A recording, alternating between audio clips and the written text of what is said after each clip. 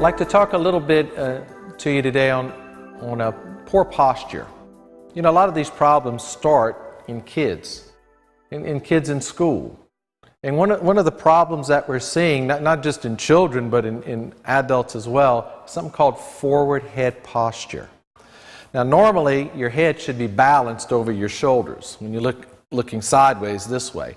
But forward head posture is when the head is starting to hunch forward this way. Now, we know kids, they slouch in their chairs and their heads are in this position. And if they stay can you imagine staying in this position for 4, 5, or 6 hours a day? After a while, your body starts to conform to this forward head posture, and this is the way you kind of get stuck in this position, right? We also find this occurs in people using their computers, these iPads. They're looking down this way, and for prolonged periods of time. And what we're finding is we're getting an epidemic of what we call forward head posture. Now, I have one simple exercise that you can do that can help to alleviate a lot of the stress of that forward head posture. The exercise that I've given to many, many patients is very simple to do.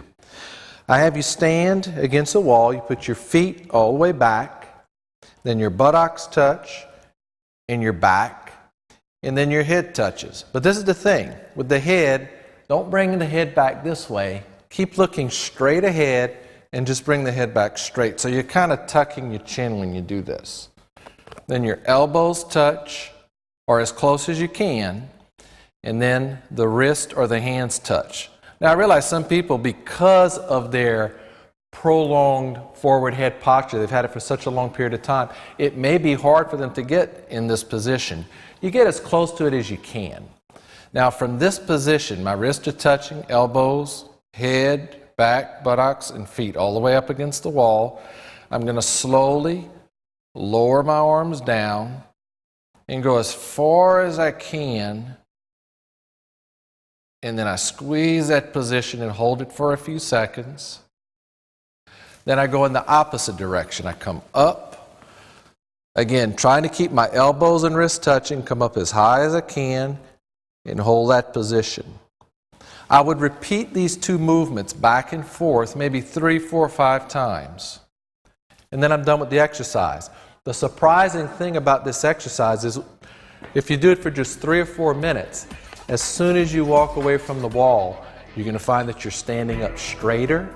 Your head will be more balanced over your shoulders. Your shoulders, instead of having this round position, will naturally tend to float back into a more normal position.